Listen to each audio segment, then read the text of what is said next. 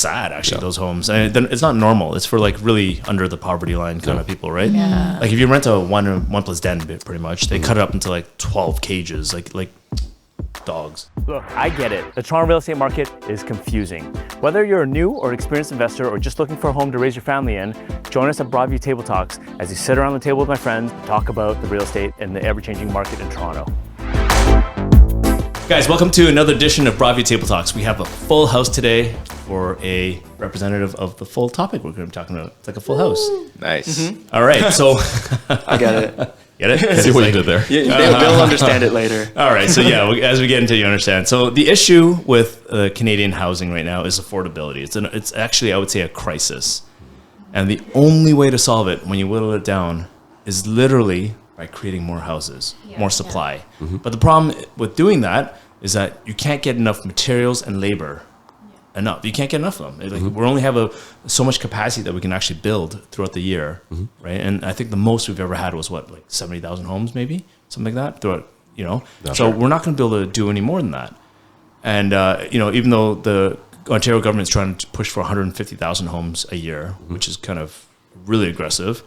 So how are they going to do that, right? So there's Bill 23, which is pretty cool, right? With Doug Ford trying to, well, not cool, I should say, because the Greenbelt's a whole very controversial issue, right? But also including more houses in the Greenbelt, that is, or excluding it, I guess you could say. But also the triplex thing, with this, as of right.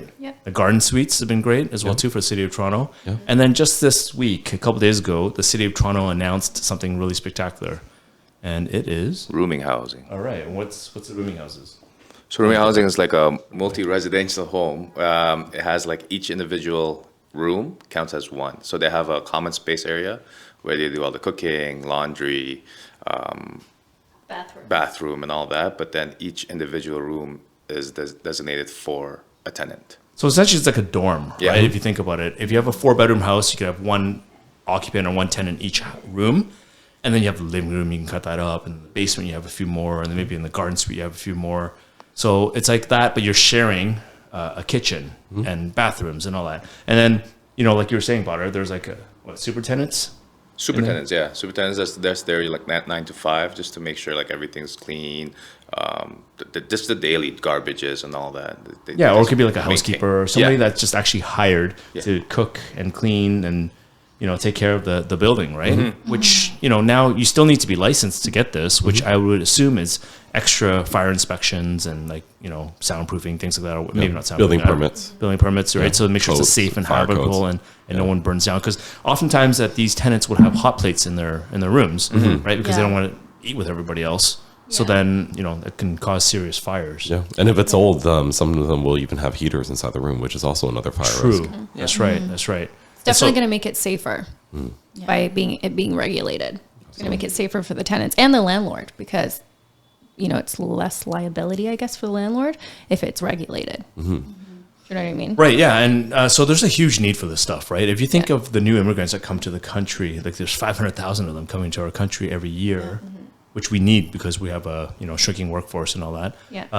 But yeah, they'll always look... they're always looking for like $1,000 place or something. I'm like, that doesn't exist in a basement apartment. Like, it doesn't even exist even. Not at all. You can't find it. But these rooming houses are a great solution. It gives someone the opportunity to come to the city, visit it, and get to know the people that are living in it because they'll also have housemates. And they would have to communicate with them. And, you kind of mix the pot a little bit, so to say. When you first came to the country, you were in a rooming house, right? I was in a dorm. So you're still a student? Yeah, I was still a student. Okay, so tell us about that experience. So, the dorm was relatively simple. It was one of those U of T ones. I had my own room, but I also had like a shared washroom, and then I had a common area where we ate. After that, then it was a rooming house, similar style to a dorm. That's where I met, I think it was 7 other tenants. Nice. We shared bathrooms, kitchen, living room, and we had a superintendent actually do the regular maintenance. And so it was a proper one. Nice. It was a proper one. There was a fire plan as well as one of those fire safety boxes at the front. Nice. Fire extinguishers. All of our doors were fireproof.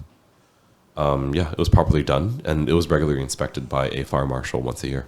Nice. Do you remember how much your rent? How long ago this was? How much your rent was? Not to age myself. It was in 2009. I think So you're 30, right? rent was like $500 or $600. That's awesome. Well, That's including awesome. parking, actually. $500 or $600, including parking. Nice. And what's the stat now of what rent is? So the city of Toronto, as of 2021, says that your average room rental is around $400 to $700. Yeah. And that's Pretty spread big across number. 350 different licensed properties across the city. Okay. Yeah. Nice. For the rooming house that we sold back in the days, 2020, it was 9 rooms. Total is 5,000. So like the upstairs, I think it was a 1-bedroom that had a little small kitchen and a washroom. That was going for $1,300. Wow. Yeah, I could expect it to be easily $1,000, if not Yeah. more. Right. So 9 rooms. 9 That rooms. would be like 9,000. No, that they collected $5,353, I believe, Okay. from that. Well, okay, I could see it being a lot more than that because Yeah, if you think no, about that, it, that was like really cheap because the was people 2 that years they were getting, it was like more people that's just getting out of rehab and like Yeah. those type of things. well, it was like also during government the grants. pandemic, right? Yeah, before the So- pandemic. Oh, it's before. Okay. Well, anyway, I see it being higher now because like, anywhere you go, your minimum is $1,000 that you Yeah. can rent, and that's if you're including food as well into that. Like that's it should be way more than that. And if you have 9 rooms, that's $9,000 a month, Yeah. right? Whereas if you got a single detached home, 4 bedrooms, call it, the most you could probably get is depending on what area you're in, but like let's call it 6,000 a month if you rent it to a single family. Yeah. And if you if you cut into a triplex, just say, what are you gonna get for that? $2,500 a unit, maybe. Yeah. Right, so that's $7,500. Depending on the shape and the area, yeah. Right, but if you actually make those modifications to make it legal and get your permits, all that kind of stuff, and you make 9 rooms, you're gonna get $9,000 a month. That's great as a landlord. That's great. I know somebody who's doing it. They have 3 rooms upstairs. They charge $750 for each room. They don't provide food or anything, and they have a shared kitchen upstairs. And then they have 2 rooms in the bottom, also for $750. They have their own kitchen, and then he lives on the main floor, and it's relatively problem free, And they're paying his mortgage. and then some. Yeah. Yeah, it's Yeah. huge profit. Yeah. There's a lot of combinations of these that we experience throughout our years as in this industry. There's the landlord stays at home and rents out multiple rooms to students model. There's the full-on rooming house model, which we see a lot of, whether they're legal or not so legal. Yeah. And then there's straight up just student housing. Yeah. Yeah. There's a lot of these spread out throughout the city.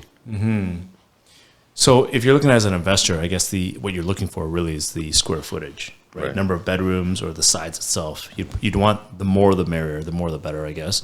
And then if you can cut them up into different units, try the different models that you want. Either you live in yourself, you hire somebody out.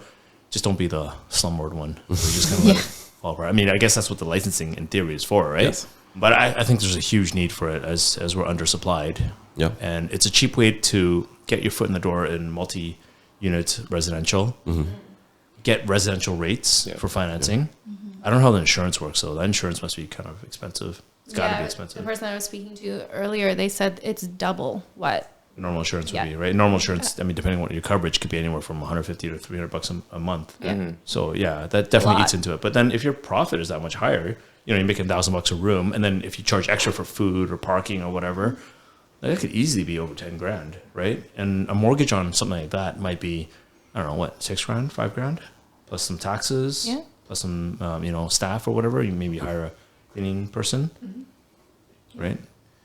I'm curious though, with more regulation, does that also mean that rooming, prices for a room would cost more? Yeah. Potentially. I mean, because in theory, it would be safer. It would right? be. It would be Yeah. still going to be the more affordable option, though. Yes, Right. definitely. But for also, sure. like the key word was that it's going to be acceptable now across all of Toronto, right? It's not like pockets like it was before. I don't know if it was just areas near schools or exactly where these rooming houses were available, but yeah, now you can do it anywhere. Is it actually legal now, or is it actually they're just experimenting? No, it's like 2024. 2024. So they Oh, have to have it. 24. Yeah. 2024. They have to have an action plan by March in 2023. Yeah. Oh, wow. Okay. But for the housing that exists right now, they're just grandfathered in then? Yeah. Right. For now. And then are they across all of Toronto, or are they just random Just pockets? little pockets, so you can see a lot Oh, of yeah. like Parkdale. So up exactly. here. So just Yeah. being available across all of Toronto alone makes it Yeah, more yeah, expensive. yeah. Or for the As long as tenants. like they everything's regulated, and the house is gonna have to be like in pristine shape Right. if you want to get that type of like Yeah. It rent. has to be up to Quality. date. Yeah, up to date everything. Yeah. Proper electrical. Yeah. This is a way better solution than those like cage homes that we see in Hong Kong, right?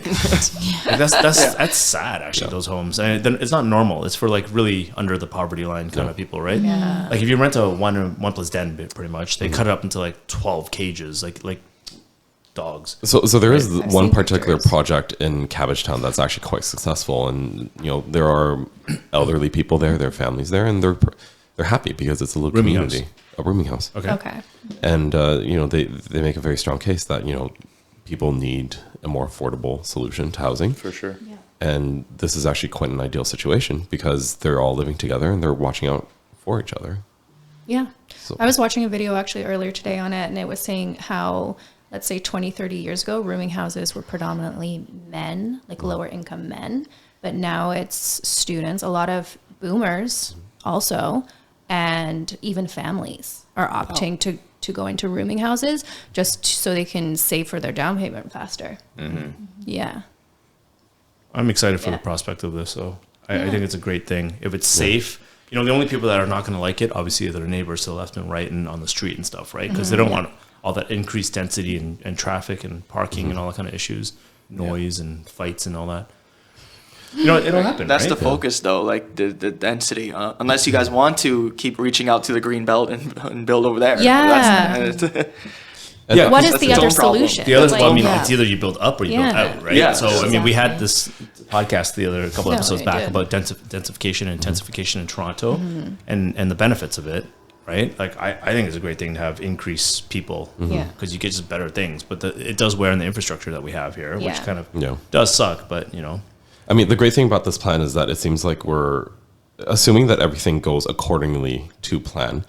The good thing is that they anticipate that they will be adding 285,000 housing units with this plan, specifically with rooming houses.